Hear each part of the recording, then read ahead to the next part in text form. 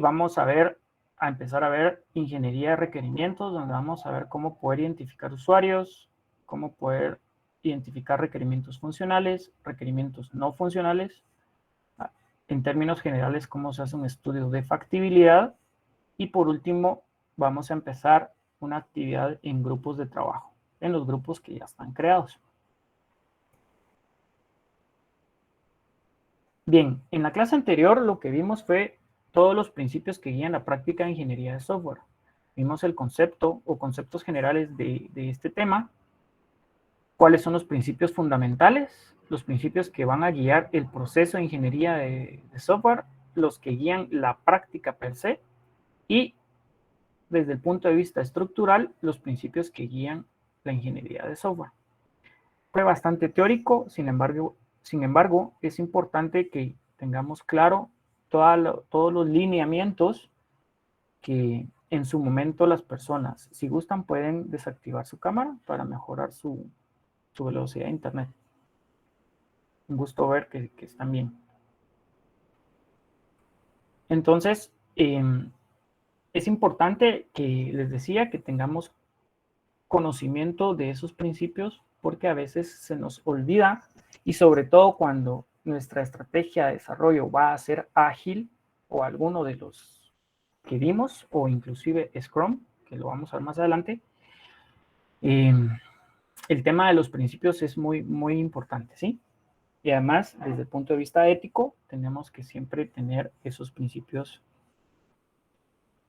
si no saberlos o conocerlos todos de memoria, pues sí tener claro que tenemos que continuar con algunos lineamientos y algunos factores humanos que debemos de llevar a cabo, ¿sí? Muy bien. Vamos a empezar con la ingeniería de requerimientos. ¿Qué es la ingeniería de requerimientos?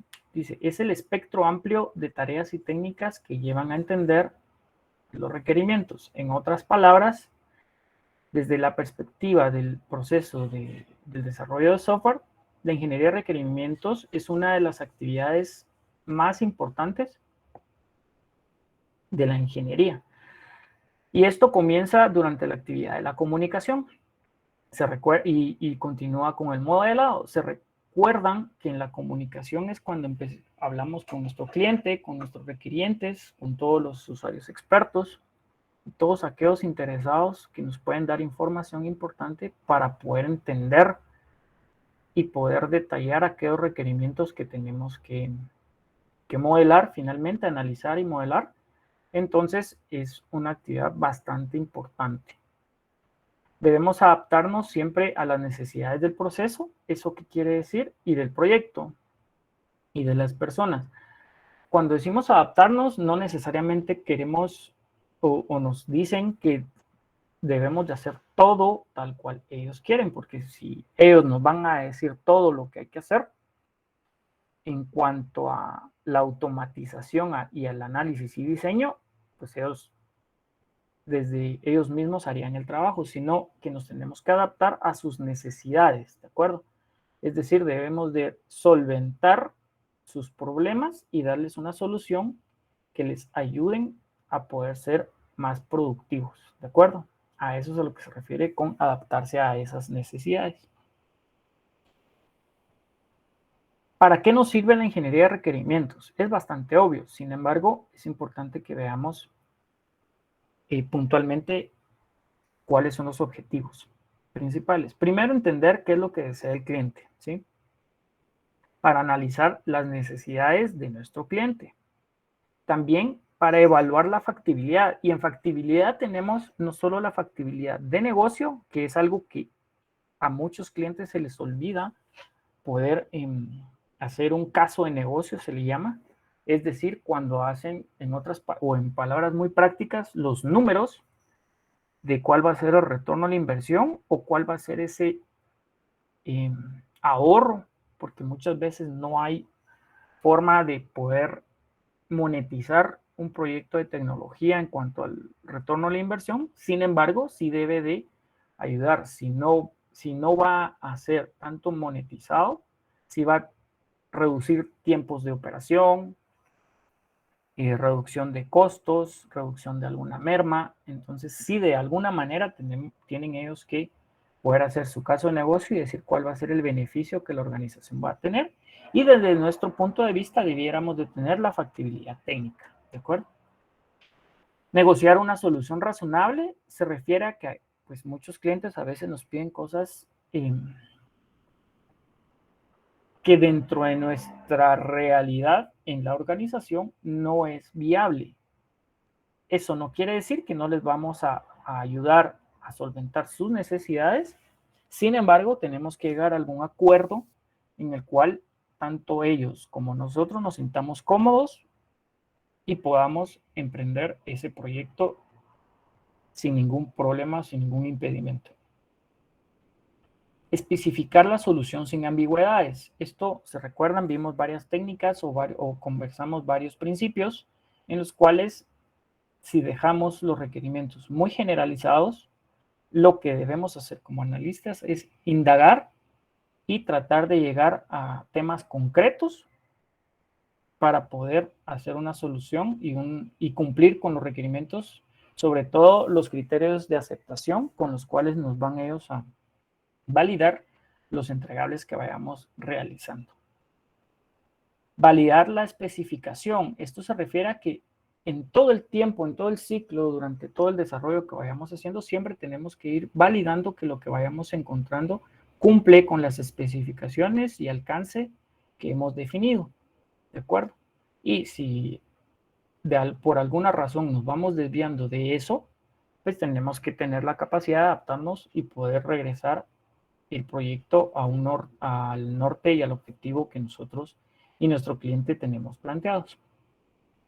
Y por último, administrar los requerimientos a medida que se transforman en nuestro proyecto, ¿de acuerdo?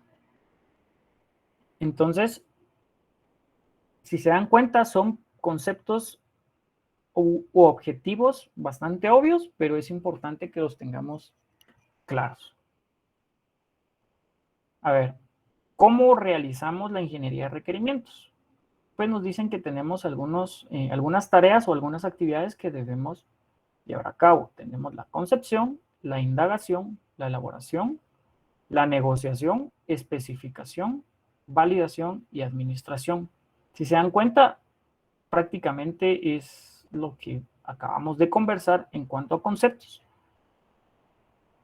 Pero hay preguntas que nos ayudan a poder responder estas tareas. Por ejemplo, en la concepción deberíamos de responder al menos estas preguntas. ¿Cómo iniciamos el proyecto y qué se establece en esta tarea?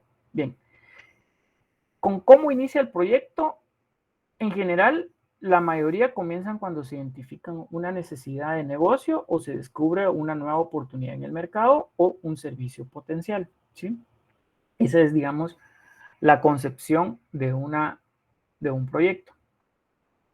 Todos los involucrados en el negocio definen un caso de negocios, que ya se les había mencionado, con la idea y tratan de identificar la profundidad o los clientes objetivo, el mercado objetivo, y hacen un análisis para poder definir su visión y la factibilidad del mismo desde el punto de vista comercial. Ellos identifican y nos trasladan una descripción funcional del alcance del proyecto, así es como nace, y toda esta información, recuerden, siempre puede estar sujeta a cambio, es decir, no con la concepción de la necesidad del proyecto vamos a llegar a la versión final de la misma, siempre vamos a tener que, ese primer acercamiento que hacen hacia nosotros va a desencadenar un análisis en la organización, es decir, con todos los involucrados en la gestión de proyectos y en la ingeniería de software, con las siguientes tareas para poder, incluso si tienen una política para priorizar proyectos, a ese nivel también. ¿Se recuerdan la planificación ágil en los distintos niveles de la organización? Y en la concepción del proyecto lo que establecemos es el entendimiento básico del problema. Recuerden que esta es la primera tarea, la concepción per se. Las personas necesitan una solución o qué personas necesitan esa solución, la naturaleza de la solución que se desea y la eficacia de de la comunicación y colaboración entre los participantes y el equipo de software. Es decir, hacemos en otras palabras, un primer listado de todas las personas y el nivel de comunicación y el detalle que les debemos de trasladar. ¿Se recuerdan? No sé si se tomaron el tiempo de investigar el concepto que les dije en cuanto a el tema de qué tipo de información se le muestra dependiendo del foro al que estemos comunicando. ¿Se recuerdan? ¿Cómo se llamaba ese concepto? Alguien que me ayude. O alguien que se recuerde.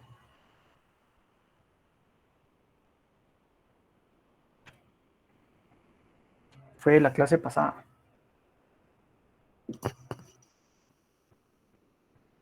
Vamos, vamos.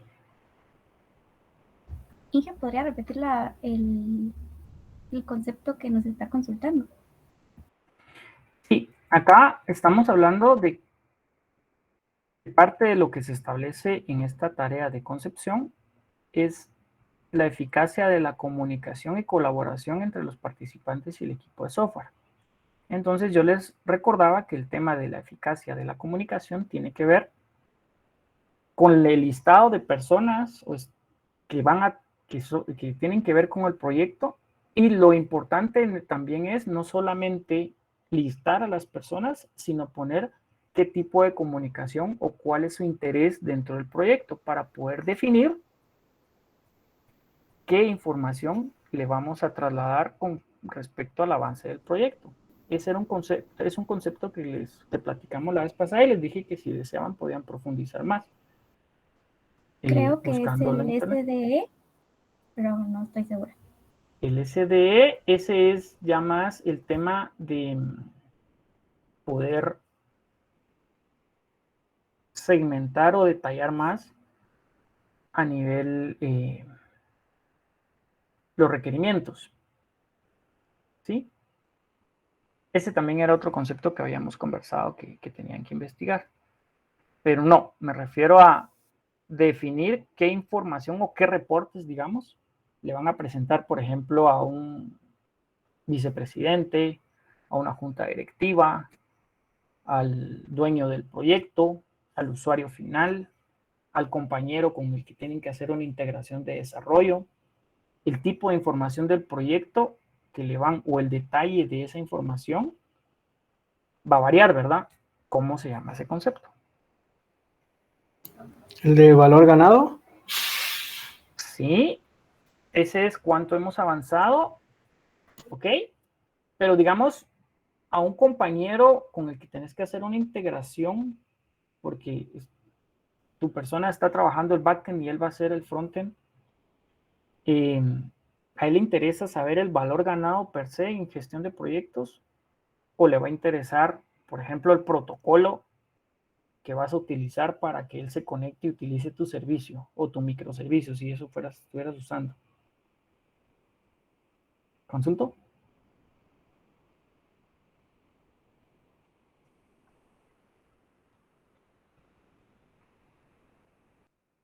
No me asusten, que nadie se recuerda. Es un concepto muy utilizado en programación. Tal vez es el forecasting, algo así. O tampoco. El forecasting es cuando ya tenemos una proyección y una estimación del trabajo pendiente, cuántas iteraciones o cuánto tiempo, dependiendo de la estrategia de desarrollo, cuánto nos vamos a tardar. Eso es forecasting.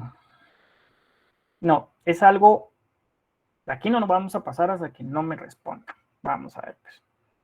Cuando ustedes trabajan y la estrategia de desarrollo ya propiamente en la codificación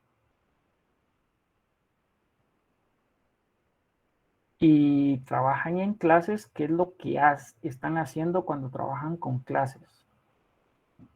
Y ahorita creo que ya deberían de tener claridad de eso, o por lo menos tener el concepto. ¿Qué hacen cuando trabajan con clases?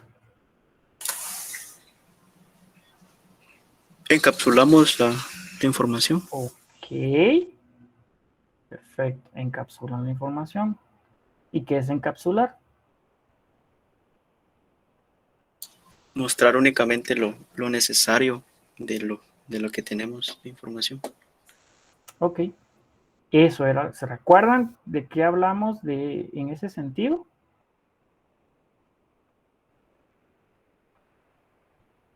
¿Ya hicieron memoria? No, ya pasé 15 días. Ok, bueno, revisen las clases anteriores, en los cuales sí dijimos que era importante que, dependiendo del foro, y que por eso es que incluso hasta les dije que no se refería a ese principio a temas técnicos, sino a la información que realmente le vamos a trasladar a nuestros usuarios. Revisen, no es para que se preocupen, pero sí es importante que sepan que dependiendo del foro van a tener que encapsular y mostrar, como bien dijo el compañero, la información, en este caso, necesaria, no más ni menos, ¿de acuerdo? Entonces, esa sería la tarea de la concepción. ¿Dudas, comentarios con esto? Y esto sería una segunda pregunta, ¿verdad? Encapsular la información que... Más que pregunta es tener claridad de ese listado de interesados, qué información o incluso con qué periodicidad le van a trasladar el avance, si es que le interesa el avance del proyecto. Porque dependiendo de esa identificación, por ejemplo, van a haber personas que ustedes tienen que, con cada iteración que terminen o con cada hito que alcancen, que informar ese avance. Va a haber personas que van a estar mucho más interesadas y mucho más involucradas y comprometidas, que les va a interesar incluso el avance diario. Entonces, más que todo, más que una pregunta, es parte de la eficacia de la comunicación que debemos de tener dentro de esta tarea. Es parte de lo que se establece en esta actividad. Entendido, Inge, gracias. Gracias por la pregunta. Perfecto. Ok. De ahí tenemos la identificación de usuarios. Sommermill y Sawyer nos dicen, cualquier persona que se beneficie en forma directa o indirecta del sistema en desarrollo. Eso es un usuario, ¿de acuerdo? ¿Por qué es importante tener identificados a todos los usuarios? Porque como bien decíamos, tenemos que poderles comunicar, inclusive las personas que no requirieron el sistema, pero que finalmente lo van a utilizar, porque muchas veces en la realidad no sucede que viene el director o gerente de un área y necesita automatizar un par de procesos que son manuales y que les toma bastante tiempo a 3, 4 personas que él quiere que su tiempo, la mayoría de su tiempo, lo dediquen a otro tipo de actividades. Pero los usuarios que lo van a utilizar no pidieron esa automatización de ese proceso. Entonces, si nunca los tomamos en cuenta, aunque todo el requerimiento del jefe de estas personas lo cumplamos, cuando lo querramos implementar, estas personas, pues va a ser un poquito más complicado a que si los tomamos en cuenta y los comunicamos y les vamos mostrando, ya cuando lo implementemos, va a ser mucho más fácil ese cambio en cuanto a sus actividades diarias, ¿verdad? Por eso es que dice que de forma directa o indirecta es importante poderlos identificar. ¿Qué consideraciones debemos de tomar para esta identificación? Primero, nos va a ayudar a reconocer los distintos puntos de vista. ¿Se recuerdan que en alguna clase les hacía yo el ejemplo de un depósito, o no me recuerdo, creo que era un pago de tarjetas de crédito en dólares, en una agencia bancaria? Entonces les hacía el ejemplo de que tenemos varios roles para ese caso de uso, para ese problema o esa necesidad. Por ejemplo, tenemos el punto de vista del cajero, tenemos el punto de vista del área de contabilidad, por el tema de la compra de divisas para los dólares, porque es moneda cruzada, ¿verdad? Aquí en Guatemala trabajamos el quetzal. Y también tenemos el punto de vista del jefe de agencia que necesita que todos los días poder cuadrar y cerrar todas las transacciones en las distintas cajas. Entonces, de esa perspectiva es que es importante reconocer los distintos puntos de vista. ¿Por qué? Porque el cajero lo que va a necesitar es una pantalla donde pueda ingresar la tarjeta de crédito, los últimos completo, ¿verdad? El número de tarjeta, el monto en quetzales, que le saque automáticamente la tasa de cambio, pueda indicarle al cliente, pues le muestre, usted me dio 100 quetzales, eso equivale, me voy a inventar, a $15, y poder hacer la transacción, por ejemplo, y un mensaje que diga que la transacción o el pago fue realizado. Para el jefe de la agencia necesita un reporte donde estén todos los pagos en dólares que realizaron, perdón, los distintos cajeros. Y el área de contabilidad también va a necesitar otro reporte donde vayan todos los campos, inclusive la tasa de cambio a la que se aplicó. ¿De acuerdo? A eso es a lo que se refiere y a lo que nos va a ayudar esta identificación de usuarios. Cada usuario también va a obtener distintos beneficios, va de la mano con el ejemplo que les acabo de mencionar. Recordar, corrige distintos riesgos. ¿Por qué? Porque dependiendo de las necesidades de cada usuario desde su rol, evidentemente el tener el control de ese sistema desde su perspectiva va a minimizar los riesgos que pueda tener ese tema y puede haber en este ejemplo que estamos viendo, por ejemplo, si no podemos hacer el cuadre diario de la agencia, pues ahí podemos tener alguna fuga de dinero, por decirles algo. O en el caso de contabilidad, vamos a tener un descuadre contable, lo cual puede llegar incluso al banco a tener algún tipo de multa, ¿de acuerdo? O en el peor de los casos, desde el punto de vista del cliente, que es el que está haciendo el pago a su tarjeta, si el pago no se aplicó correctamente, puede incurrir incluso a caer ¿cómo se llama? En mora, por decirles algo. ¿Sí, Erika? Inge, disculpe, aquí en esta parte de corrige distintos riesgos podría entrar no solo la parte de los usuarios como tal, sino que también de nuestra parte como desarrolladores, el riesgo que si no tomamos como que bien el dato de la concepción, podríamos en un futuro tener que remodificar el código o solamente va dirigido a los usuarios. No, todos. Buen punto. Se me estaba olvidando que también el tema de los usuarios incluye el equipo de desarrollo. Y seguro que este es un riesgo muy alto. Muchas gracias ahí por el aporte. Sí, están incluidos porque justo el riesgo que están minimizando al asegurarse de hacer u obtener un buen requerimiento, el riesgo de que ustedes tengan que hacer algún reproceso se va a minimizar, ¿verdad? O en todo caso el reproceso viene no porque ustedes tomaron un mal requerimiento, sino que porque algunas reglas del juego cambiaron en el camino. Muchas gracias por el aporte. Sí, es incluido, Erika. Ok, gracias. No, gracias a usted. Bien, de ahí la otra consideración que debemos de tomar es el trabajar hacia la colaboración, áreas en común, va de la mano con el ejemplo que les dije, ya conversamos, les di inicialmente 3 áreas distintas, yo agregué posterior al cliente que paga su tarjeta y ahorita Erika que nos aportó también el equipo de desarrollo. Entonces, si se dan cuenta, va inmerso el tema del trabajo colaborativo. Y las primeras preguntas que tenemos que hacer en cada requerimiento, en los requerimientos, es qué beneficios se van a generar. Vamos a tener que entender mejor el problema y cuál va a ser la eficiencia que vamos a generar. ¿De acuerdo?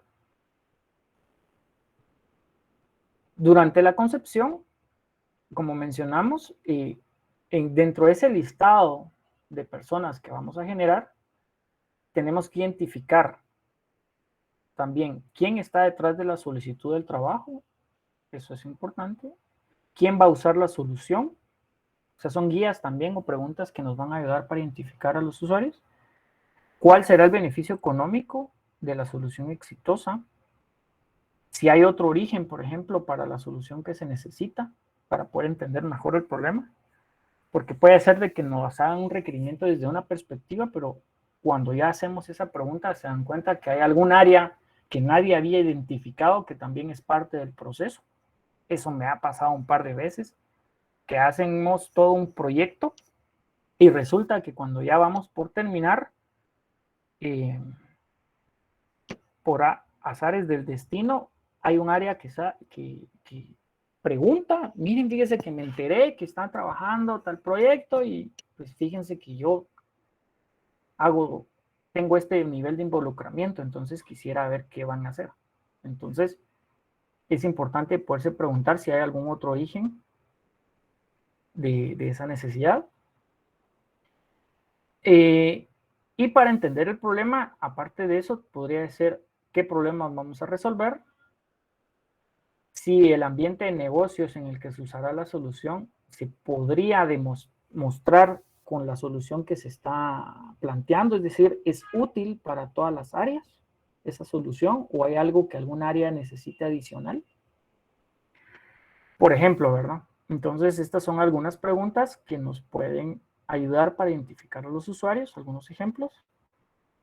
Y algo bien importante, cuando tenemos identificados a los usuarios, que eso incluso no necesariamente, inicialmente es importante, pero en el camino también puede salir que sale alguien más. Y algunas preguntas que debemos de hacerle al final, con cada usuario que vayamos identificando y entrevistando es, al final deberíamos de hacerle una pregunta como, ¿debería yo preguntarle a alguien más? Porque pues no todos conocen todo el proceso, pero sí hay algunas personas o deberían de conocer con quienes están o tienen contacto sobre sus actividades, ¿verdad? Entonces, por ejemplo, sí, a mí me entrega esta información esta área y yo le entrego esta información a esta otra área. Entonces, así vamos atando esos cabos, por ejemplo, ¿sí? Esa información, todas las áreas deberían de tenerla si tienen interacción con otras. Entonces, si a todas las que vayamos identificando le hacemos las preguntas, deberíamos de empezar de tener el inicio del ciclo y en algún punto poderlo cerrar, ¿de acuerdo? ¿Dudas con esto? No. Ok. La tarea de indagación, que es la recabación de los requerimientos, es cuáles son las preguntas que deberíamos de responder, debería ser cuáles son los objetivos para el sistema, qué es lo que va a lograrse. Eso es como para poder indagar un poco más. ¿Cómo se va a ajustar el sistema a las necesidades del negocio? ¿Cómo se va a usar en las operaciones cotidianas? ¿Y qué problemas se afrontan a la hora de implementar esta solución? ¿Sí? Pareciera ser muy simple el preguntarle a nuestros clientes o a nuestros usuarios. Sin embargo, ya en la realidad es bien complejo, no voy a decir difícil, sino complejo, que a veces nos den toda la información necesaria o completa para poder tener un requerimiento bien definido. Entonces nuestra tarea es primero poder tener empatía en el sentido de que muchas veces nos va a tocar cuestionarles desde distintas perspectivas y por eso es que aquí hay algunas guías o algunas preguntas guías que nos pueden ayudar para que ellos nos puedan responder con mejor amplitud, ¿sí? Y sobre todo minimizar el riesgo, como bien decía Erika, de los problemas de alcance. Porque si la frontera de los sistemas o el alcance está mal definido o los clientes o usuarios finales nos dan requerimientos innecesarios, es decir, no se preocupan por decir cuál es la situación, porque muchas veces lo que nosotros estamos pidiendo no es que nos digan qué quisieran, porque el qué quisieran, dependiendo de los usuarios, ¿verdad? Sino a veces vamos con usuarios y nuestro objetivo en ese momento con ese tipo de usuarios es, mira, decime actualmente qué es lo que haces y cómo lo haces, ¿de acuerdo? Y cuando están en el qué hacen y en el cómo, a veces nos dan detalles de cómo quisieran ellos que funcionara el sistema. Eso definitivamente lo vamos a necesitar pero va a ser en otro momento. Entonces, tenemos que tener claridad de que dependiendo de para qué es la entrevista, mantener el enfoque y obtener la realidad de los procesos. ¿De acuerdo? También tenemos que tener cuidado con los problemas de entendimiento. Esto es cuando los usuarios no están completamente seguros de lo que necesitan. También tenemos que, tienen mal comprendidas las capacidades y limitaciones de su ambiente. No tienen claro hasta dónde es su responsabilidad y eso suele suceder bastante. Y también a veces omiten información que para ellos es muy obvio. Evidentemente, ellos, ese tipo, o su proceso, su día a día, pues como es algo que hacen iterativamente y repetitivamente, hay cosas que ellos, cuando los entrevistamos, no nos lo transmiten porque para ellos es obvio o algo sin relevancia. Entonces nosotros cuando veamos que nos están comentando o contando todas sus actividades como parte de su proceso operativo, tenemos que hacer ese tipo de preguntas. Mira, si yo agarro todos estos 10 pasos que me acabas de indicar, yo logro obtener, me voy a inventar que él está generando un reporte para el área contable. Si yo empiezo en el paso 1 y hago el paso 10, yo obtengo el reporte tal cual se lo mandas al área contable. Si su respuesta es sí, pues no nos queda otra que confiar y evidentemente vamos a tener que hacer algún tipo de validación con el usuario para que efectivamente, incluso decirle, bueno, mira, está bien, perfecto, entonces me gustaría que generemos un reporte de prueba, el último que generaste, siguiendo estos 10 pasos, por ejemplo, y no hagas absolutamente nada más de lo que no diga tu listado de actividades. Si llegamos al mismo reporte, pues como ya tenemos con qué comparar, ¿verdad? Pues evidentemente no omitió nada. Pero muchas veces lo que va a suceder es que entre el paso 6 y 7 hay un subpaso que para él es muy obvio, como por ejemplo, quitar las columnas que tienen valores negativos. Me estoy inventando algo, ¿verdad? Porque es clientes que tienen saldos a favor en sus tarjetas de crédito y eso actualmente no lo reportamos, por decir un ejemplo muy al aire. Pero se le olvidó decir que hace ese último filtrado entre el paso 6 y 7, entonces pues no nos iba a cuadrar, ¿verdad? Entonces esas son algunas técnicas que pueden ustedes tener para poder asegurar que o evitar problemas de entendimiento. Y por último, los problemas de volatilidad. Tenemos que tener claro que los requerimientos pueden cambiar en el tiempo. Y tanto nosotros como ingenieros, como los otros participantes, debemos de dirigir o intervenir en las reuniones. Cuando nos reunimos con las personas, tiene que ser de manera activa, ¿de acuerdo? No solo estar por estar. Entonces, tenemos que sugerir una agenda con la suficiente formalidad para que podamos cubrir todos los puntos que necesitamos cubrir. Y se recuerdan que habían algunos principios que debemos de respetar la agenda, mantener el enfoque. Si hay algún punto en el cual no podamos avanzar, pues anotar de que ese punto va a quedar pendiente, seguimos a los demás para poder hacerlo lo más efectivo posible y evitar quedarnos entrampados con un punto que no va a ser solventado, aunque así nos quedemos el resto de la reunión conversando sobre ello o negociando. ¿De acuerdo? Y tener siempre un rol de un facilitador que va a ser el que va a dirigir y controlar la reunión y se va a asegurar de que se mantengan estos lineamientos. ¿De acuerdo? ¿Dudas con esta parte? ¿No? Sí, que yo, disculpe. Adelante. No, adelante, por favor.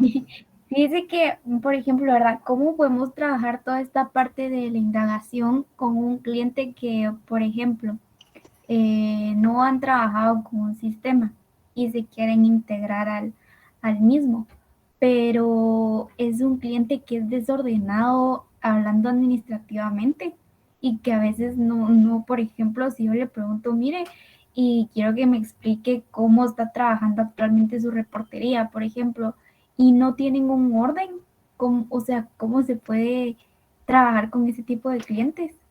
Ya, muy buena pregunta.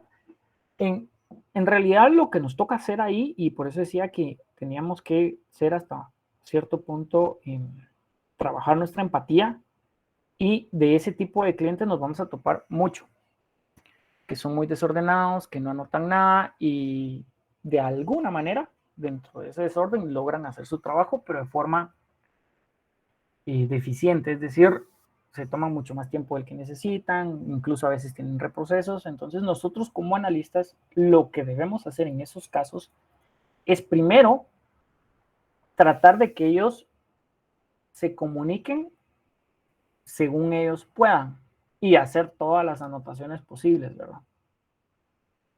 Evidentemente, como usted bien dice, cuando o conforme vayamos avanzando, vamos a notar de que hay un desorden que pues, no lo estamos entendiendo, pero sí hay que permitirles que ellos terminen de transmitir la información que tengan que transmitir, porque si los estamos eh, interrumpiendo, si no los dejamos que ellos se expresen desde su punto de vista, porque al finalmente lo que queremos es entender cómo están trabajando hoy. ¿Para qué? Para que posterior también a la implementación del sistema podamos evidenciar cuáles fueron esos beneficios de implementar el sistema. Entonces también es importante tener claro cómo lo hacen, aunque sea desordenado, aunque sea eficiente, aunque se tomen demasiado tiempo, aunque tengan demasiados reprocesos. Es importante que ellos puedan transmitir eso y que se los permitamos.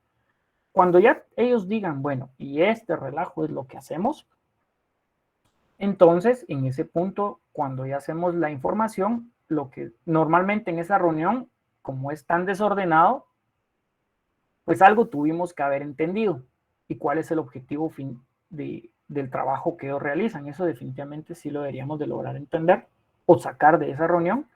De ahí tendríamos que hacer un trabajo de análisis para ordenar, no tanto a nivel de diseño, sino para entender el proceso, mostrárselos, dibujarlos. ¿Se recuerdan que dijimos que si algo no se entendía habría que dibujarlo?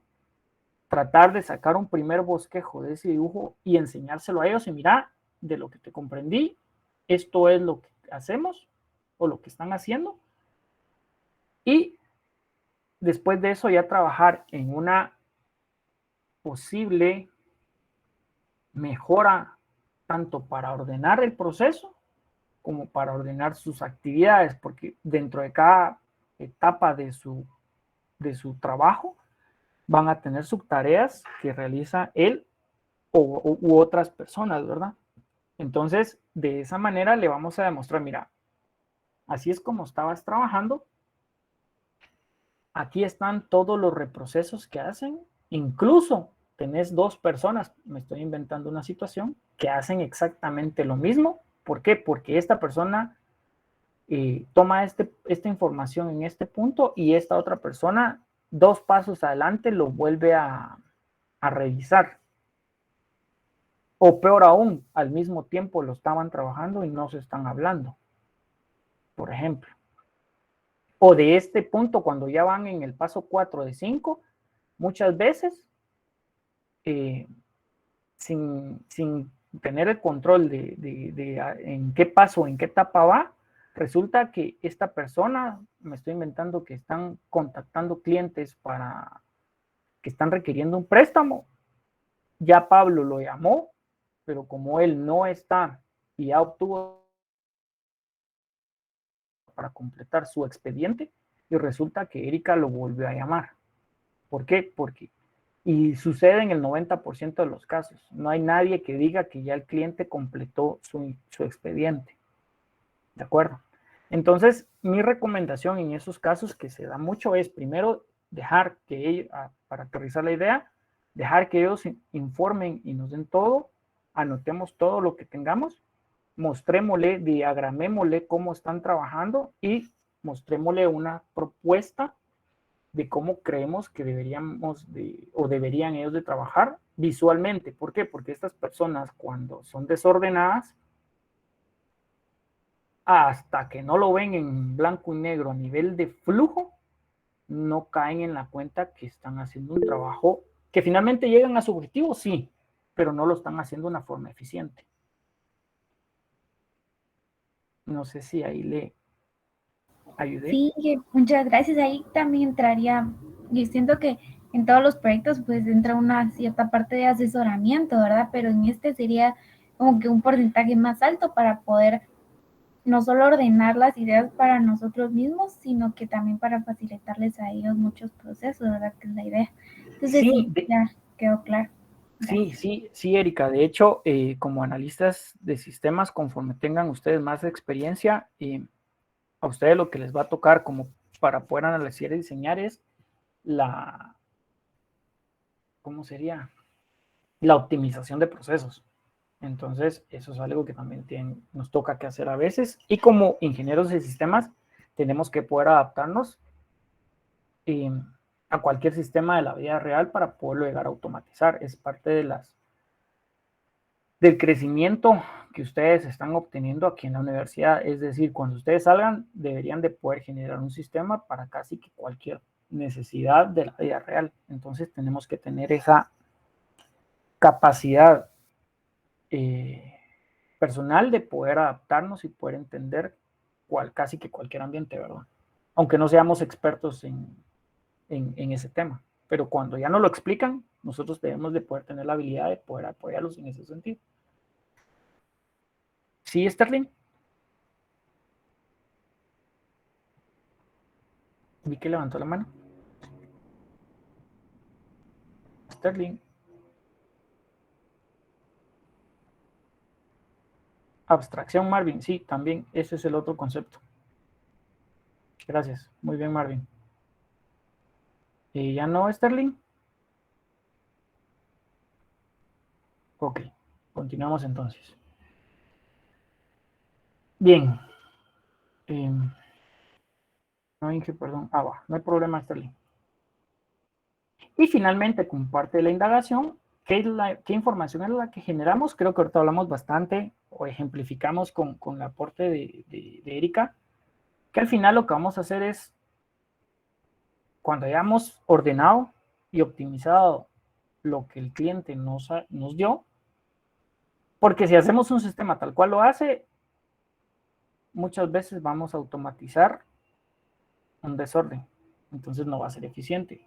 Hay algo que yo recuerdo cuando yo estudiaba que nos decían que antes de automatizar debemos de estandarizar. Y a eso yo ahora en mi experiencia le agregaría, antes de automatizar tenemos que estandarizar y optimizar. ¿De acuerdo? Y entonces lo que vamos a generar es un enunciado de la necesidad y su factibilidad, tanto técnica como de negocio. Vamos a hacer un enunciado acotado, es decir, vamos a definir el alcance del sistema o el producto, un listado de clientes y usuarios y todos los que ya definimos en la identificación de usuarios y cuáles son los requerimientos por cada uno de ellos y cuál va a ser el nivel de comunicación y eficiencia en ella que vamos a tener con cada uno de ellos. Una descripción del ambiente técnico del sistema es qué herramientas o qué infraestructura en este punto sin diseño identificamos que vamos a necesitar para poder llevarlo a cabo. Ya cuando hagamos el diseño o el modelado de la arquitectura, pues ya vamos a aterrizar, pero podemos hacer un primer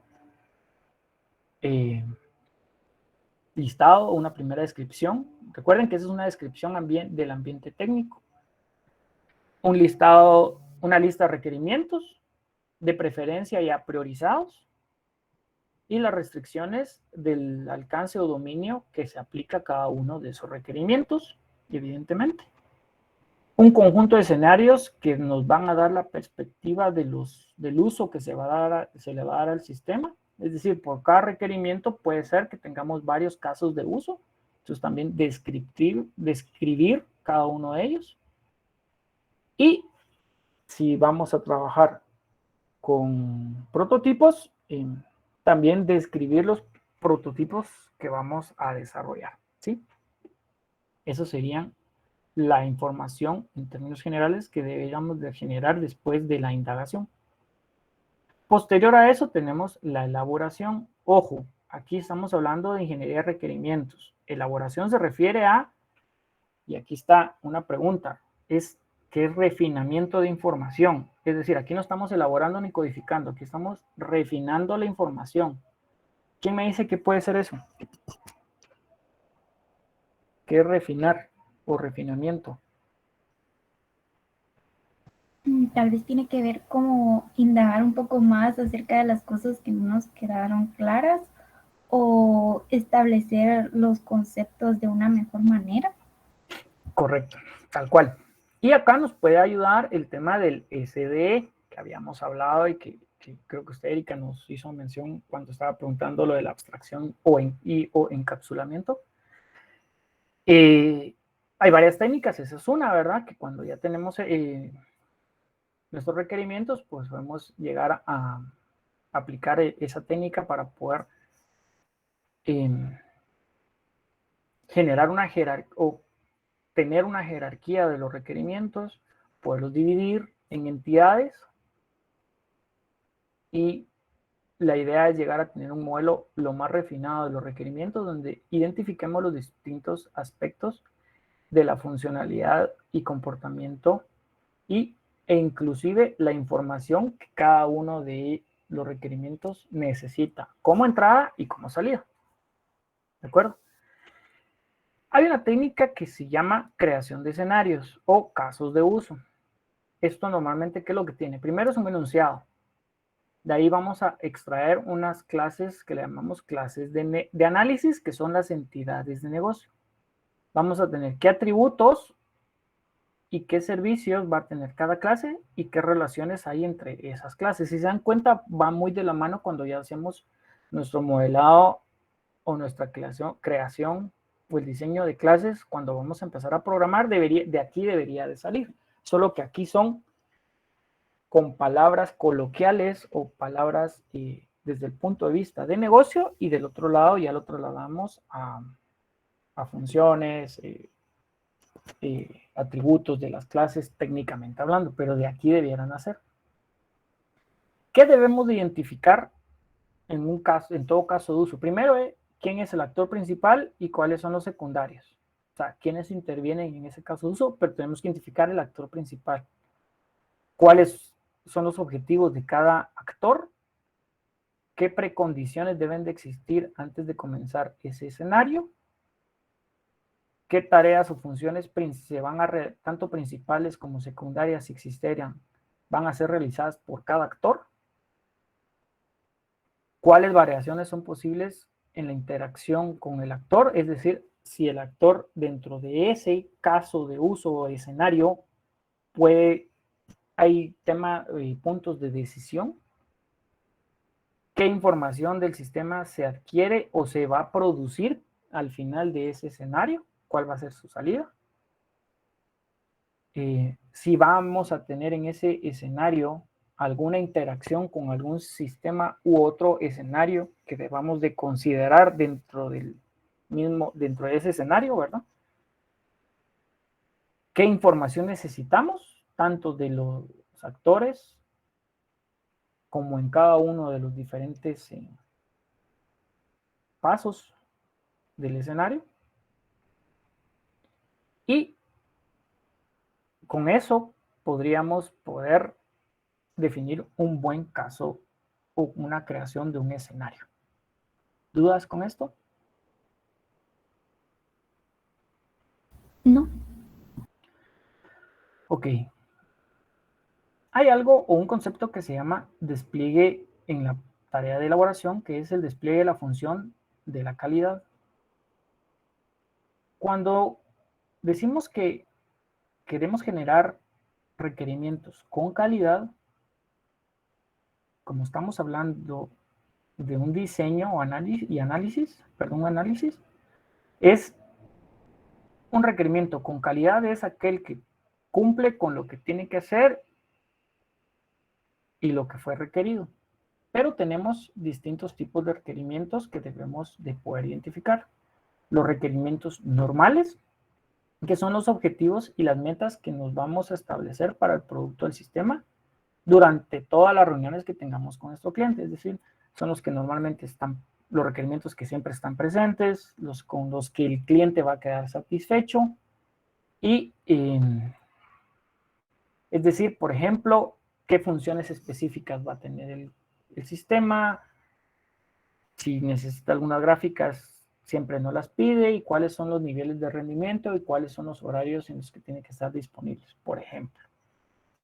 Siempre nos lo pide y ese es el objetivo principal o normal de nuestro cliente. Los requerimientos esperados son los que son implícitos en el producto sistema. Es decir, que sean tan importantes que el cliente no nos los va a mencionar de manera explícita, pero si no los cumplimos, vamos a generar insatisfacción en nuestro cliente. Y aquí tenemos que tener mucho cuidado. ¿Por qué? Porque, como mencionaba, hay cosas que a veces los clientes omiten porque son cosas muy obvias o, como bien decía hace un momento, son implícitas para él, pero nosotros tenemos que tratar la manera de que nos den todo lo que requieran, sea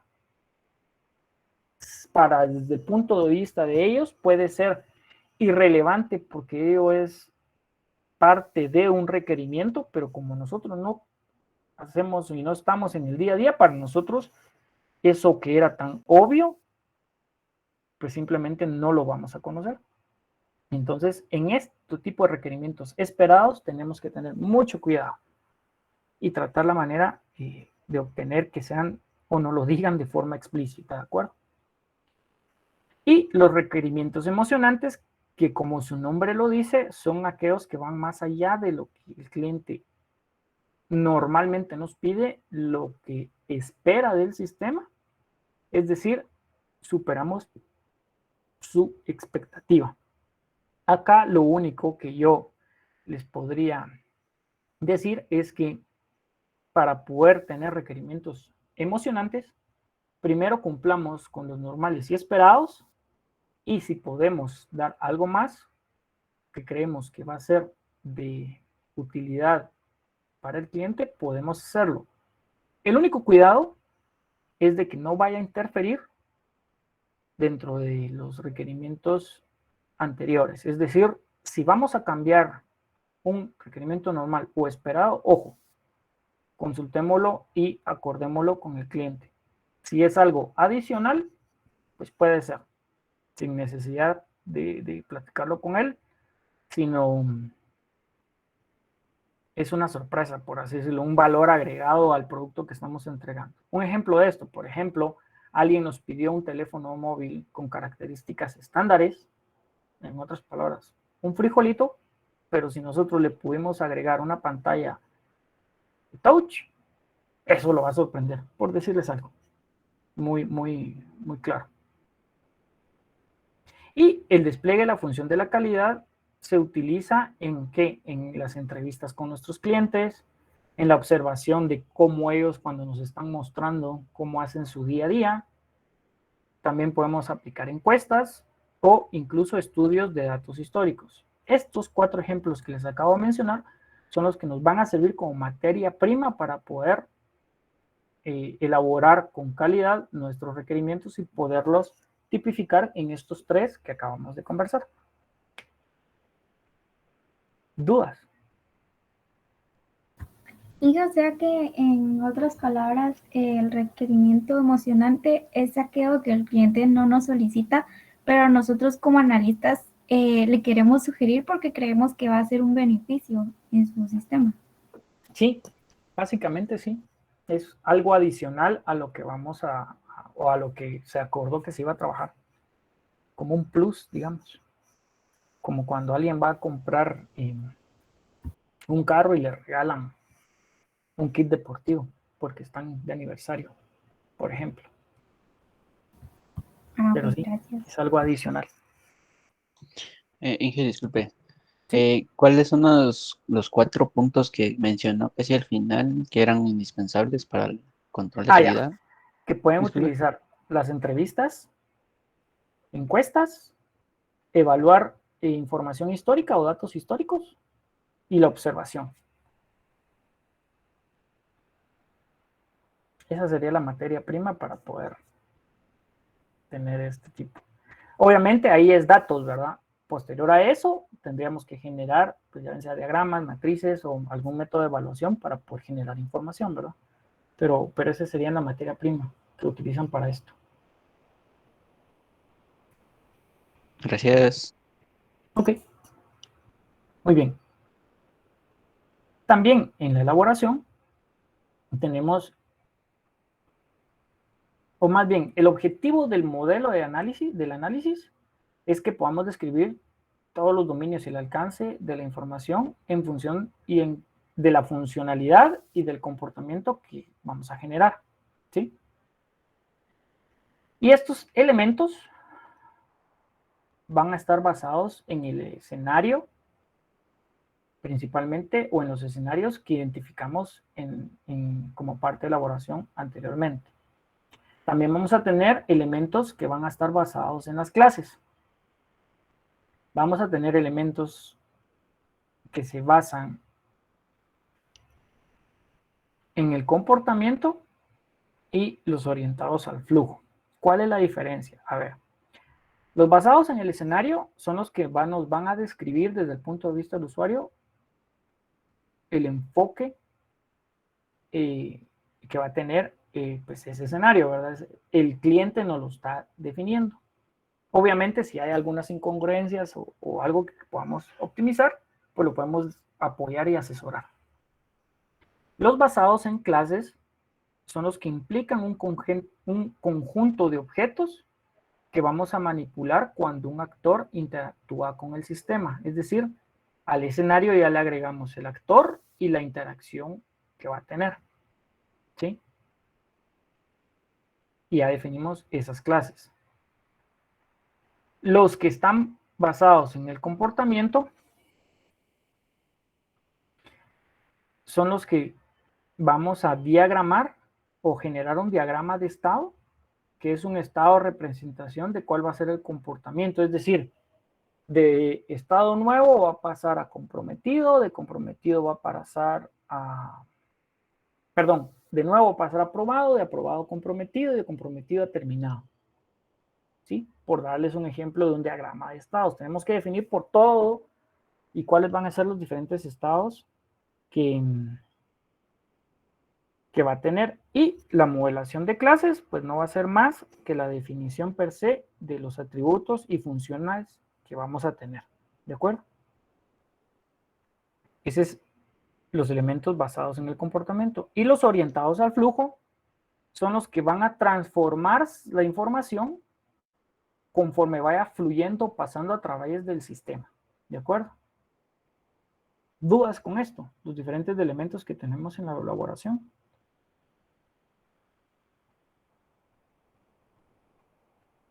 Todo claro. Muy bien.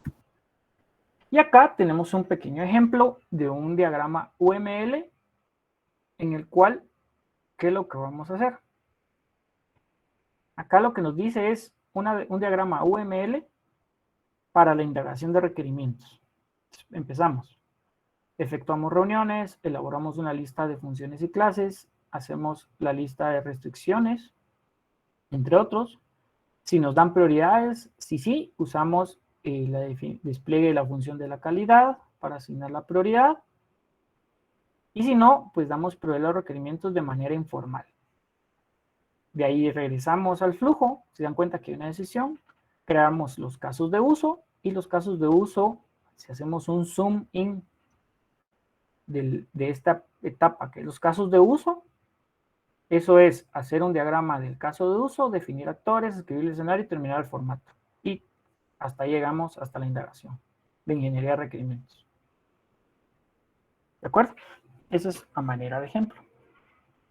Y acá tengo un ejemplo de cómo hacemos un diagrama de clase para un sensor donde tenemos la información o características, nombre, tipo, ubicación y las diferentes funciones que va a tener esa clase. Vamos a identificar el sensor, activarlo, desactivarlo y a configurar.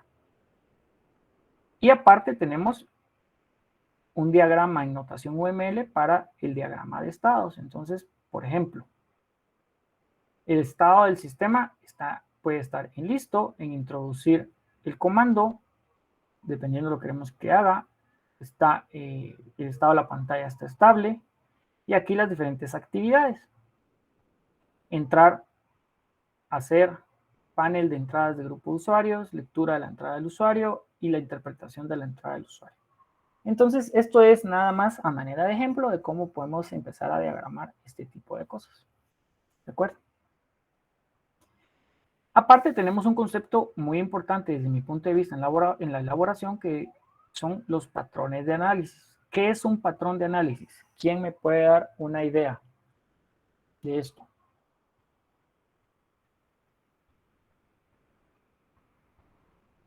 ¿Qué es un patrón de análisis? ¿Qué se les ocurre que es? Tal vez que siempre se van a repetir como los mismos casos a la hora de empezar algún proyecto. Sí, básicamente es eso. Es cuando logramos identificar que tenemos algunos requerimientos que son de cierto tipo y esos análisis pues van a ser, como bien dijo Erika, repetitivos. ¿De acuerdo? La intención de generar patrones de análisis es evidentemente acelerar el desarrollo de los modelos de análisis y capturar los principales requerimientos del problema en concreto. Eso que nos va a ayudar, como bien dice, a entregar un análisis mucho más rápido. Y nos vamos a enfocar en todo aquello que no es de manera repetitiva o de forma de patrón. ¿De acuerdo? Básicamente es importante que lo conozcan el concepto, aunque es muy obvio cuando ya lo leemos, pero o lo estudiamos, pero en muchas organizaciones o equipos se nos olvida que podemos llegar a tener este tipo de comportamientos y siempre estamos analizando y nos tomamos siempre, no sé, me voy a inventar 15 días o una semana para poder generar un análisis que si tuviéramos la estrategia de documentar esos análisis y tipificarlos de cierta manera, porque de nada nos sirve tenerlos todos documentados si no tenemos una tipificación, nos podrían ayudar a acelerar esos análisis, ¿de acuerdo? Esto es a manera nada más de que conozcan el concepto. De ahí pasamos a la tarea de la negociación. Básicamente, acá ¿qué hacemos? Primero tenemos, o cuáles son las principales, o el principal objetivo de esto es priorizar los requerimientos y llegar a una solución en la cual sea viable tanto del punto de vista del negocio como técnico. Para la priorización nos vamos a encontrar que a veces los usuarios no nos vaya a extrañar que nos pidan más de lo que puede lograrse en lo limitado tanto de los recursos de negocio como en los recursos tecnológicos, ¿sí? Entonces, cuando nos topamos con ese tipo de situaciones, lo que tenemos que lograr es llegar a un punto en el cual veamos cuáles son esas necesidades que podemos suprimir porque no son las necesarias para poder solventar el problema y que son más que nada un gusto que quisieran tener, sobre todo porque tenemos algún tipo de limitante.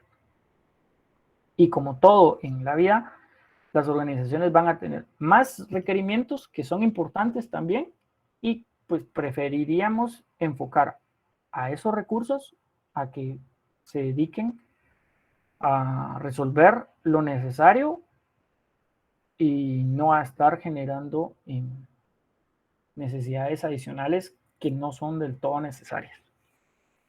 ¿De acuerdo? Y una forma también de poder priorizar los requerimientos es evaluar el costo y el riesgo. Se recuerdan que podemos eliminarlos, combinarlos y modificarlos o transferirlos en otra palabra. ¿De acuerdo? En la negociación hay algo que se llama el arte de la negociación. Hay libros que hablan de esto, pero básicamente es que tenemos que tener claro estos conceptos. Primero, reconocer que no es una competencia. Ambas partes tienen que tener o tienen que tener el sentido o el sentimiento de haber ganado o logrado algo después de la negociación. Y los dos tienen que llegar a un compromiso. Eso es importante. De ahí, como parte de la negociación, debemos de mapear una estrategia. Decidir qué es lo que nos gustaría lograr y qué queremos obtener de la otra parte para hacer que las dos cosas ocurran. Es decir, no vamos a ir a negociar si no tenemos una estrategia de negociación definida. De lo contrario, no vamos a lograr lo que queremos lograr. De ahí, escuchar activamente, ¿se recuerdan? Debemos de tratar de dejar que las personas hablen, escuchémoslas, y es probable que tengamos conocimientos que no teníamos previo a definir nuestra estrategia, y entonces con esa información que nos están trasladando en la negociación, quizás hasta tengamos que cambiar de estrategia. Por eso es importante. Centrarse en los intereses de la otra persona, tenemos que ser empáticos y si queremos evitar conflictos, ¿de acuerdo? No debemos de obtener posiciones inamovibles, es decir, yo tengo esta estrategia y de mi cuadrito no me salgo, porque entonces en realidad no es una negociación. Importante no tomarlo de forma personal. Recuerden que esto es una negociación a nivel de un producto, no es porque ustedes le caigan mal a alguien, simplemente están negociando. Tenemos que aprender a ser creativos y no, esto va enfocado a, piensen, hay una expresión en inglés que dice out of the box, piensa fuera de la caja, ¿no? Entonces, esto es a lo que se refiere, ¿sí? No, es decir, van a haber momentos en alguna negociación en la que, plano, no porque no quieran seguir adelante, sino simplemente ninguna de las partes se les ocurre cómo poderlo solventar bajo las ideas tradicionales. Entonces tienen que buscar, por decirlo de alguna manera, de forma loca o fuera de la caja, fuera de lo que tradicionalmente haríamos. A eso se refiere. La otra es estar listo para comprometerse. Toda negociación tiene que tener compromiso de ambas partes. Voy a tratar de ir un poco más rápido porque vamos algo lento. Ahí tenemos la especificación. ¿Cómo creamos una especificación de requerimientos de software? Bien, en el contexto de sistemas y de software, el término de especificación puede llegar a tener distintos significados dependiendo de cada persona. Por ejemplo, para una persona puede ser un documento escrito, para alguien más puede ser un modelo de gráficos, para alguien un modelo matemático, en fin, los famosos escenarios que conversamos, o un prototipo. Entonces, debemos de estandarizar en nuestra organización que es una especificación de requerimientos de software. Al final es un documento, pero tenemos que tener claros y estandarizados qué es lo que como organización vamos a trabajar como un documento de especificación, ¿sí? Básicamente una especificación es un documento que creamos cuando vamos a describir y especificar de forma detallada todos los aspectos del software que vamos a elaborar antes de que el proyecto comience. Básicamente eso es trasladar todo lo que ya hemos hecho hasta este punto a un documento. Idealmente si tenemos una plantilla. Posteriormente tenemos la validación. ¿Qué es la calidad en la ingeniería de requerimientos? Bueno, lo que vamos a evaluar es si hay errores de contenido, ya en el documento, ¿verdad? Si tenemos errores de interpretación, volvemos a revisar con las personas que entrevistamos, con las que acordamos los casos de uso, vemos si hay algo que creímos que era de esta manera, pero resulta que no. Si nos falta información, si vemos alguna inconsistencia y si los requerimientos o tenemos requerimientos que pueden entrar en conflicto o que son irreales, que no vamos a poderlo realizar. Esa es la validación de la calidad en los requerimientos. La administración de requerimientos, ¿qué es? Bueno, básicamente es que como todo sistema los cambios van a surgir, perdón. Y el deseo de cambiarlos y de mejorarlos casi siempre van a estar ahí. Lo que tenemos que tener cuidado es primero identificar las necesidades, controlar esa gestión de cambios y dar seguimiento para ver si realmente aplica, si se autoriza o no ese cambio. Lo importante es que todos estemos alineados en esos posibles cambios que vayamos a generar o incluso dejar registro de que tal cambio se fue solicitado, pero se acordó que mejor no, por las razones que sean, ¿de acuerdo? También es importante tener ese mapeo porque muchas veces nos sucede que dicen, es que yo lo pedí y nunca me lo hicieron. Sí, lo pedimos, lo pidieron, pero en tal reunión, en tal cosa que está documentado, donde acordamos que mejor no, porque el impacto iba a ser este. ¿De acuerdo? Por eso es importante también que los que no se lleven a cabo, documentarlos. Y acá tenemos una pequeña descripción de cómo nos va a describir el requerimiento un usuario y cómo nos va a dar una especificación de requerimientos del sistema. Son dos cosas, parecieran iguales, pero son distintas. La definición del requerimiento, si se dan cuenta, dice, aquí no le pongan atención a las letras, pero dice, vamos a elaborar mensualmente informes administrativos que van a revelar el costo de los medicamentos prescritos de cada clínica durante ese mes. Eso es lo que él quiere. Pero cuando ya entramos en detalle a los requerimientos del sistema es, el último día laboral de cada mes se redactará un resumen de los medicamentos prescritos, su costo y las clínicas que los prescriben.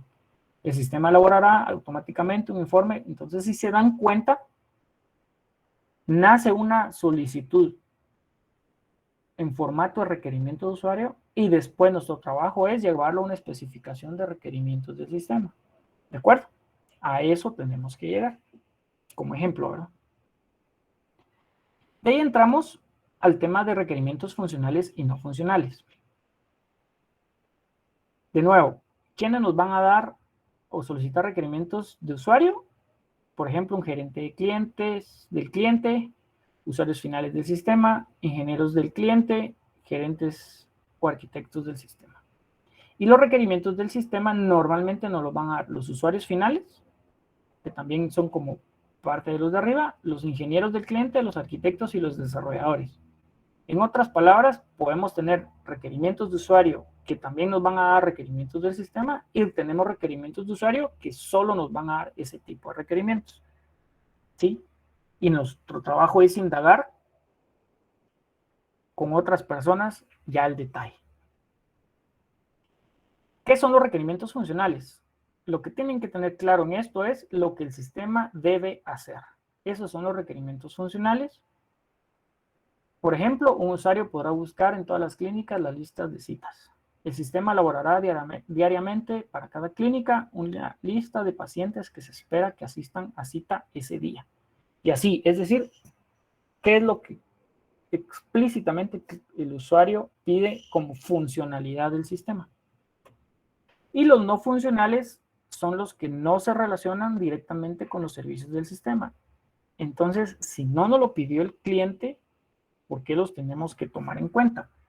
¿O por qué se dan estos requerimientos? Los requerimientos no funcionales son más desde el punto de vista que van a afectar nuestra arquitectura global del sistema.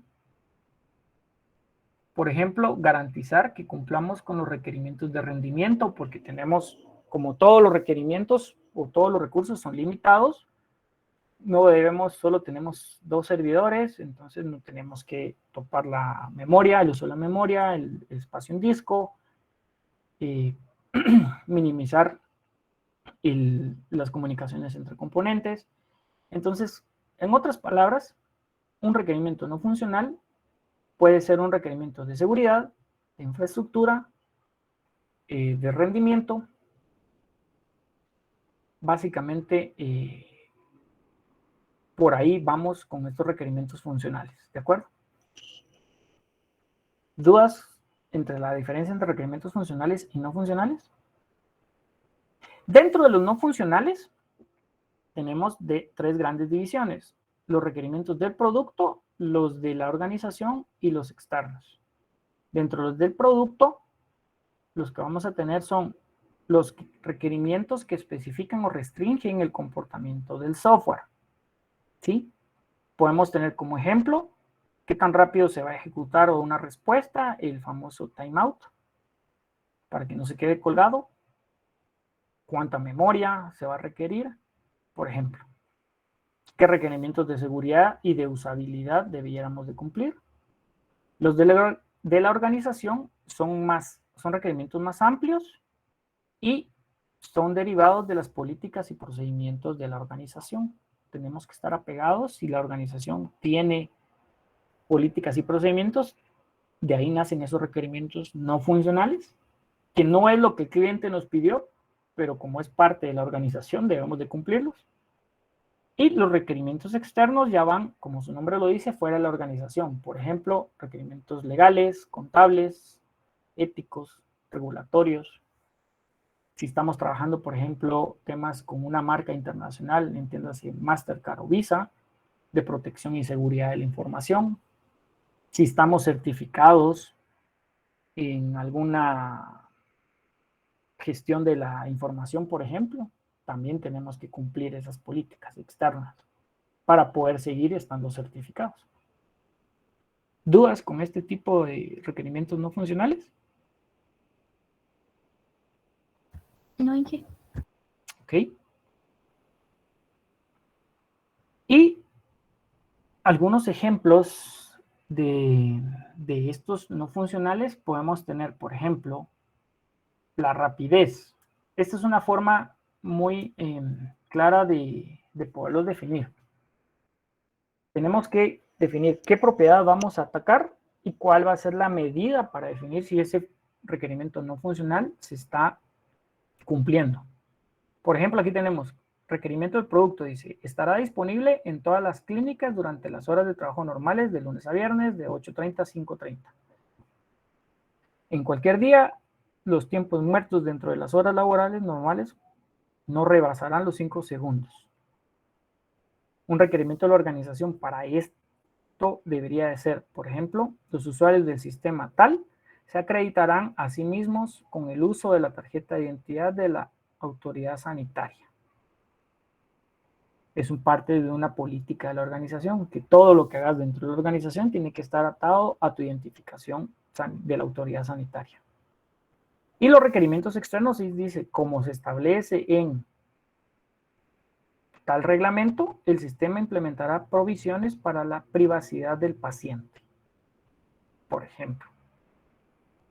Y las propiedades ya para cumplir con esos requerimientos sería la rapidez, transacciones por segundo procesadas, tiempo de respuesta usuario-evento, tiempo de regeneración de pantalla, el tamaño del traslado de la información entre los componentes debería ser en megabytes, el número de chips que vamos a necesitar en los servidores, facilidad de uso, tiempo de capacitación, número de cuadros de ayuda, en fiabilidad, tiempo medio por falla, probabilidad de indisponibilidad, es decir, cuánto tiempo va a estar fuera y la probabilidad de lo mismo, tasa de ocurrencia de falla y la disponibilidad, que ya no lo habían dicho, que es de lunes a viernes de 8:30 a 5:30. Y la tasa de ocurrencia y la probabilidad de indisponibilidad nos va a dar cuántos tiempos, según lo que nosotros estemos definiendo como un requerimiento no funcional, podría estar fuera el sistema. Es decir, debemos de llegar a ese punto para decir, según los requerimientos no funcionales de fiabilidad y del requerimiento del producto,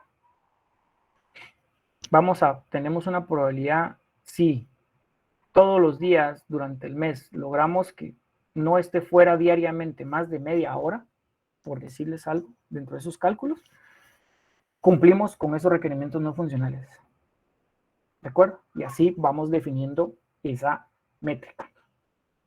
Robustez, por ejemplo, tiempo de reinicio después de la falla. ¿Cuál es el tiempo máximo que debemos de tener para eso? ¿Cuál es el porcentaje de eventos que causan la falla? La probabilidad de corrupción de datos en la falla. Y la portabilidad es, por ejemplo, porcentaje de enunciados dependientes del objetivo y número de sistemas objetivo. Entonces aquí pues se dan cuenta, ya podemos aterrizar y comprender mejor los requerimientos no funcionales. ¿Dudas con esto? ¿No? ¿Y por qué son tan importantes los no funcionales? ¿Sí les queda claro? Ok. ¿Me pueden dar un minuto? Ahorita regreso, disculpen.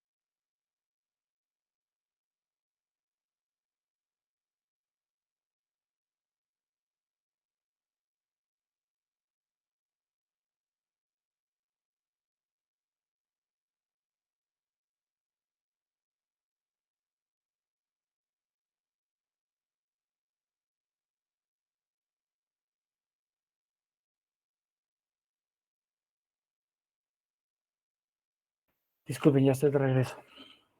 Ok. ¿Qué es un estudio de factibilidad? Básicamente hay 3 preguntas que debemos de hacernos para poder hacer un estudio de factibilidad. ¿El sistema contribuye con los objetivos globales de la organización?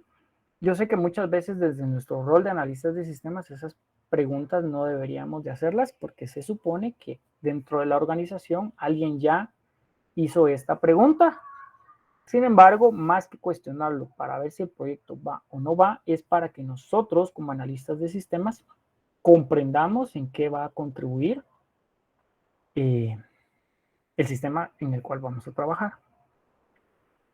Eso es primero para poder aportar ideas o soluciones que vayan alineadas a, porque si no sabemos para qué estamos haciendo algo, pues no vamos a poder aportar mucho.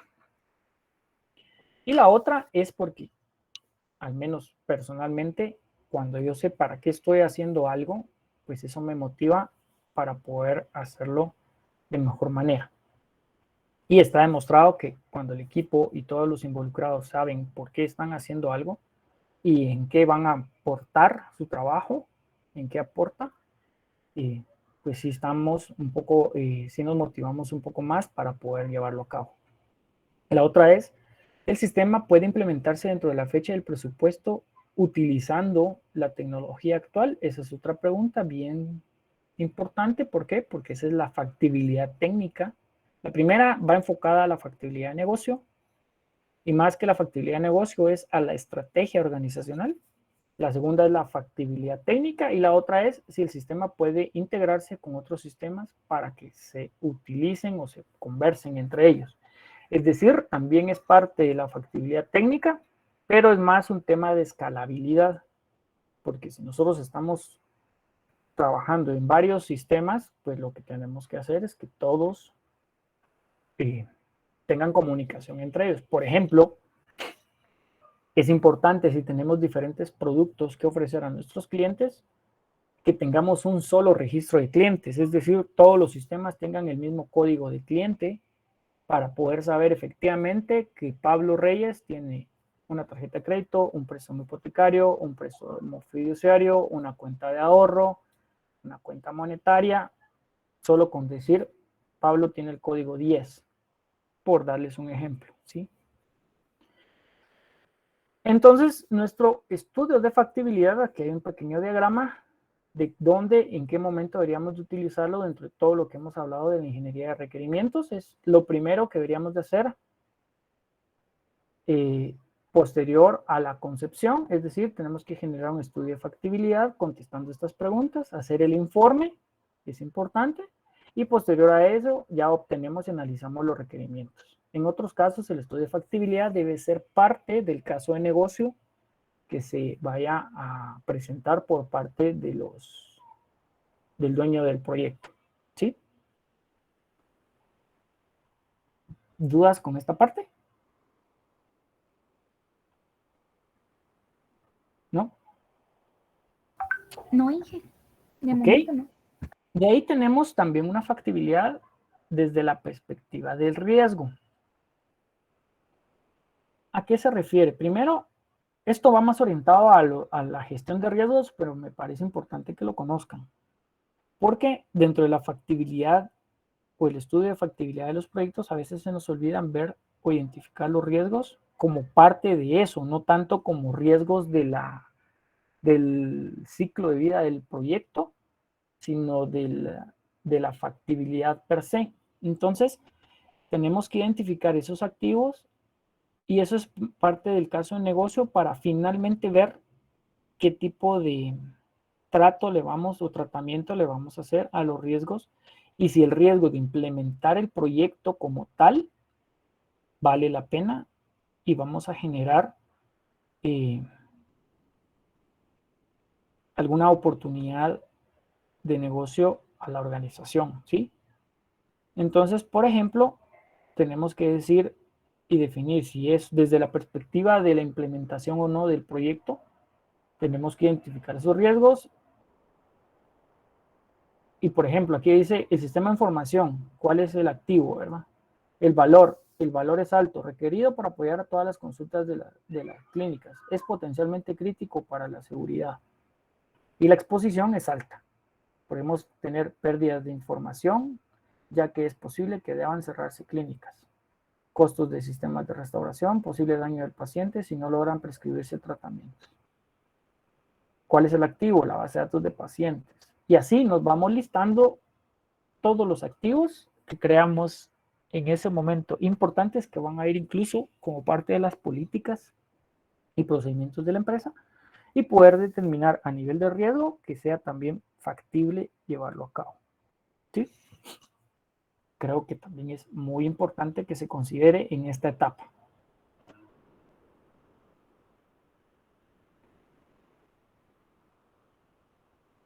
Y por último, tenemos, o les quiero mostrar, ya en una vista de espiral, todo el proceso de la ingeniería de requerimientos.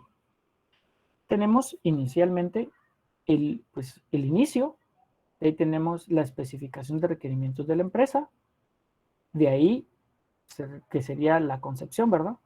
El estudio de factibilidad, de ahí la generación de algún prototipo, si fuera el caso, o la estrategia que tiene la empresa, de ahí la adquisición de requerimientos de usuario, la adquisición de requerimientos del sistema,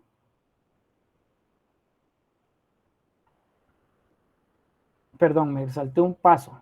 De la especificación de requerimientos de la empresa pasamos a la especificación de requerimientos de usuario, estudio de factibilidad, adquisición de requerimientos de usuario, prototipos, los requerimientos de luz, adquisición de los requerimientos del sistema, especificación y modelo de requerimientos del sistema.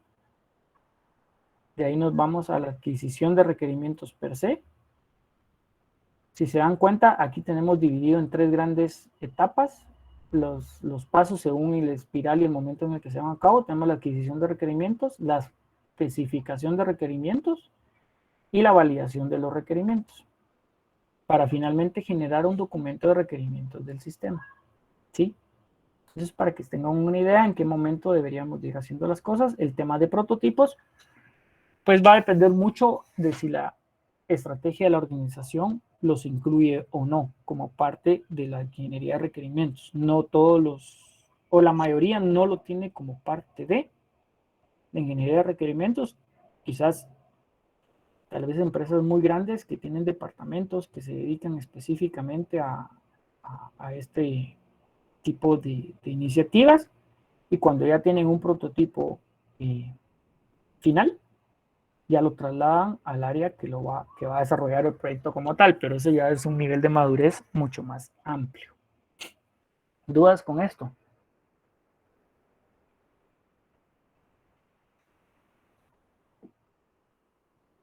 Están muy callados hoy. Y les cuento que sí me dio tiempo de empezar, por lo tanto, vamos a ver lo de la actividad grupal y espero que hayan puesto atención. ¿Ok? ¿Dudas antes de platicar de la actividad grupal? No, de momento. No, Inge, gracias.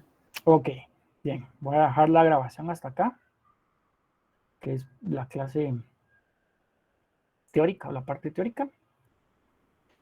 Y bien, ¿qué actividad es la que vamos a hacer hoy y la fecha de entrega? Déjenme verla. Según yo ya está publicada. La fecha de entrega es para 26 de marzo. Tienen toda una semana para terminarla. O sea que quiero un trabajo de calidad para el próximo sábado. Ok. Bien, la actividad que vamos o que van a trabajar es, ¿cuál es el objetivo principal de esto? Identificar los requerimientos funcionales y no funcionales. En la parte de los no funcionales, pues ustedes como grupo definan cuáles van a ser, por ejemplo, ahí decía de lunes a viernes, de 8:30 a 5:30, ese tipo de cosas. Ustedes defínanlas. Lo importante es de que vayan acorde al requerimiento que les voy a hacer. Y segundo, que me tipifiquen dependiendo lo que vimos en clase, qué tipo de requerimientos no funcionales son, ¿de acuerdo? Y en el caso de los funcionales, de igual manera, me interesa que aparte de que listen los diferentes requerimientos, los tipifiquen según lo que vimos en la clase, ¿de acuerdo? Y por eso dice también indicar de qué subtipo pueden ser dependiendo si son funcionales o no funcionales. ¿Dudas con el objetivo principal de la actividad? ¿No? ¿Qué espero que suban antes de darles el enunciado al sistema de la universidad? Un documento en PDF que va a tener como mínimo una carátula donde se recuerdan, les pedí que ahora iban a poner una matriz en la que va a estar el listado de los integrantes del grupo y una columna donde van a poner un cheque o un sí o un no, como quieran hacerlo, de quienes aportaron y si hubo alguien que no trabajó en esta actividad. ¿De acuerdo? Eso es algo propio del grupo y si alguien está con que no una X, dependiendo de lo que ustedes quieran colocar, pues esa persona no va a tener derecho a esa nota. De ahí, ¿cuál es el enunciado general? Bien, lo que se necesita es un sistema de correo electrónico. Dicho sistema debe tener las siguientes funcionalidades mínimas y estas son: envío de correos, tanto nuevos como respuestas, administración de calendario, incluir reuniones y tareas programadas. Es decir, yo puedo programar una tarea, no me voy a reunir con nadie, sino simplemente yo quiero que me recuerde, por ejemplo, que tengo que hacer o redactar un correo para mi jefe, por decirles algo. Debo de tener una bandeja de entrada de correos, una bandeja de reciclaje, administración de contactos y un chat interno, es decir, que todas las personas que tengan una cuenta dentro de mi organización en ese dominio de correo, podamos chatear como parte de las funcionalidades de este sistema de correo electrónico. ¿Dudas?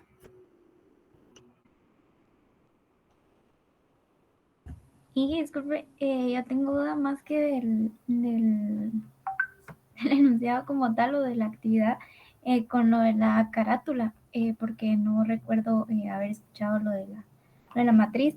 Entonces, adicional a los nombres y carnets de nuestro grupo, ¿también debemos agregar esa matriz o le puedo colocar de una vez ahí? No. Ahí, Ok. en el listado que hoy ya mandan como parte de los integrantes del grupo, pongan una columna adicional. Sí, Ok. Está bien. sí, sí, no den información duplicada. Gracias, Erika. ¿Alguien más tiene dudas o comentarios? Miren que tenemos 11 minutos para que pregunten. Recuérdense que aquí yo comparo los trabajos de todos los grupos. Entonces, si alguien me entrega un mejor trabajo, él va a tener 100 y así para abajo, ¿verdad?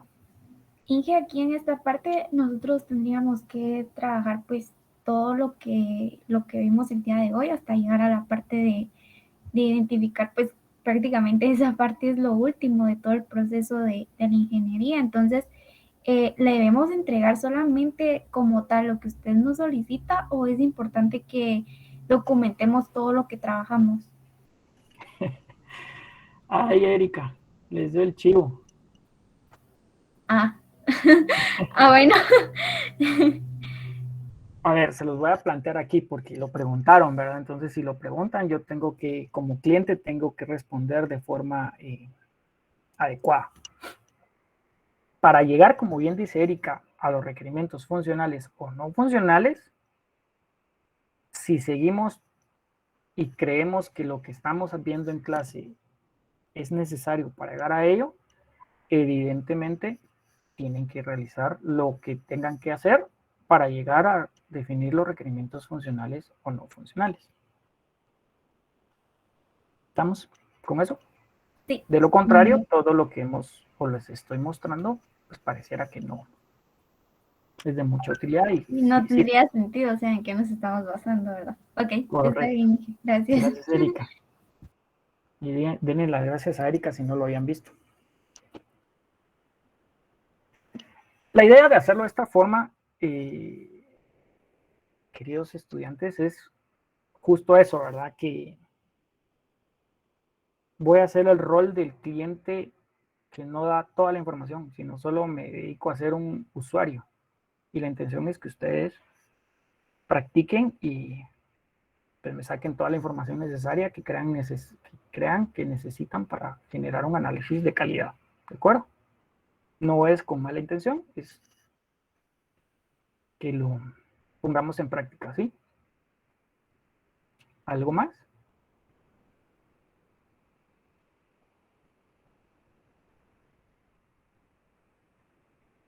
Jóvenes, señoritas.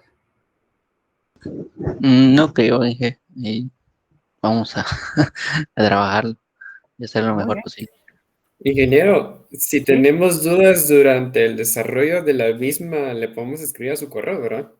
sí, por favor, no les ofrezco responderles inmediatamente, pero voy a tratar de esta semana o las semanas que les deje actividades, estar atento al menos al final del día para poderles responder los correos que me hagan. Así que si me mandan una pregunta el viernes en la noche se lo respondo, entonces ya muy tarde, ¿verdad? Pero sí, por favor, siéntanse en la libertad de hacerlo. De acuerdo, gracias. Muy bien. Ok, ya que no tienen alguna otra duda, un gusto saludarlos. Espero que esta clase ya la hayan sentido menos tediosa en el punto de vista de mucha información y no hemos visto nada tangible que podamos aplicar, pero creo que a partir de acá ya van a empezar a ver. Definitivamente tenemos que seguir viendo la teoría, pero ya lo van a poder empezar a aplicar. Perdón, ingeniero, con una molestia. No sé Sí, si me José. pasó lista. Es que, bueno, yo entré algo tarde porque tenía problemas de conexión. Soy José Marcelo Zapón Coronado. Voy a revisar, José Marcelo. Dije, a mí me pasó lo mismo. Va, denme chance, voy uno por uno. Te voy con José Marcelo. José Marcelo, efectivamente no tenías. Listo. ¿Quién es el otro? Jonathan Ismael García Velázquez. Voy Jonathan. Jonathan Ismael García Velázquez. Ya voy a revisar a alguien más. Denme chance.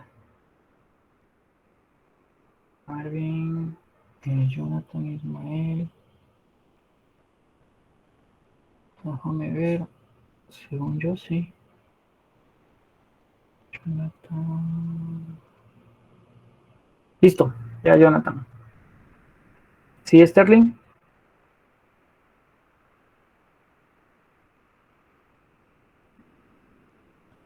Sí, Sterling. Ah, usted también, ya. Jóvenes, es importante ahora noto que sí tengan habilitado su micrófono, ¿sí? Por favor, revísenlo. Ya, Sterling, listo. Vamos a ver, dice el compañero Marvin, dice que no pudo conectarse porque le tocó trabajar. Ok, Luis Eduardo, me hace el favor de decirle a Marvin que me mande un correo con la justificación, por favor. Y le voy a tomar asistencia, pero que está sujeta a su correo. Yo le aviso, ingeniero. Gracias, Luis. Gracias. Ah, está trabajando Sterling. Va, listo. No hay problema, Sterling. Justificada. Muy bien. Para que no hay más dudas, que tengan un buen día y un gusto saludarlos. Feliz día, Inge. Feliz día, Inge, gracias. Feliz día. Feliz día.